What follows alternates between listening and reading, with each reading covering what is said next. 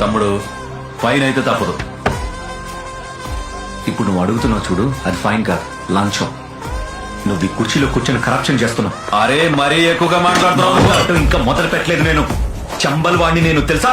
అరే ఒక I witness ఎదురుగా నువ్వు లంచం అడుగుతున్నావు. లోపల ఉన్నది నీ సీనియర్ కదా, మొత్తం అంతా విన్నాడు. ఐ విట్నెస్ అతను. ఈ రోజే నా మెయిన్స్ క్లియర్ అయింది. 1 month లో ఇంటర్వ్యూ. ఐపీఎస్ అయిన వెంటనే నేను చేసే మొదటి సంతకం నీ సస్పెన్షన్ లెటర్ మీదే ఉంటుంది, అది గుర్తుపెట్టుకో. ఏమైంది ఏమైంది? అది సార్, వీళ్ళు ఇచ్చేసి వదిలే. సార్ 3000 లంచం కూడా తీసుకున్నారు సార్. తిరిగిచ్చేయి సార్ అది తిరిగిచ్చేయి. ఓపెన్ చేయండి.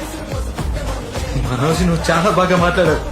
మొదటిసారి ఒక పోలీసు లంచాన్ని తిరిగి ఇవ్వడం చూశాను.